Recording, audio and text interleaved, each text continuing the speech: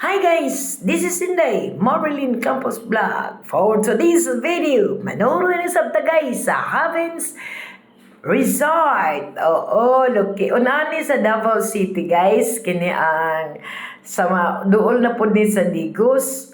Oo, kinahanglan ba dyan guys magsari-suri sa panagsa, labi na kay mga may edad na ta, kinahanglan tagana tog panahon ang atong kaugalingon nga maka-relax panagsa, magsaroy-saroy sa panagsa guys, uban sa mga friends.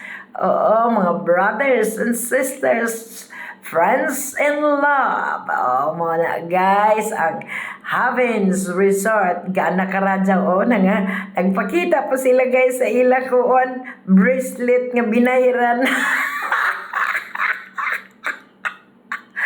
Oh, lipay ang mga may edad na guys, kana kasoroy na sab.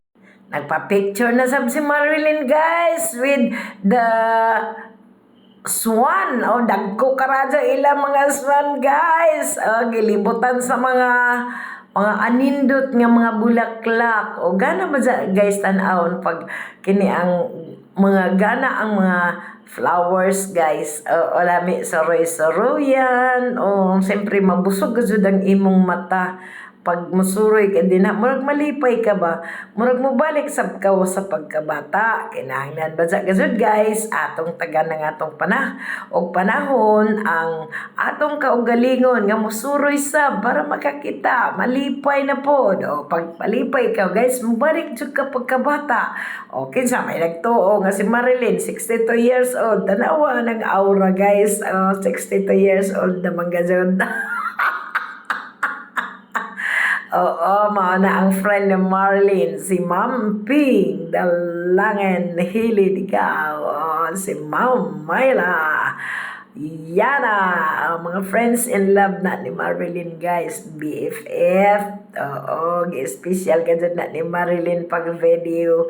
Ay, ganan si Marilyn magtanaw sa mga bulaklak at paru-paru. Oh, murag na malik og pagkabata ang mga friends ni Marilyn guys, kay jahay pagkudak si Marilyn ning taawid na po niya ng karaan nga sakyanan. Oh, napaka-cute pa. Ayaw na si cute din ha Marilyn. Grabe kalipay ni anak ni Marilyn guys, kay siyempre mubalik man ta pagkabata pagkakuan niya. Tagahan gud natong panahon ng atong kaugalingon para punta malipay. I love you all. God bless us all.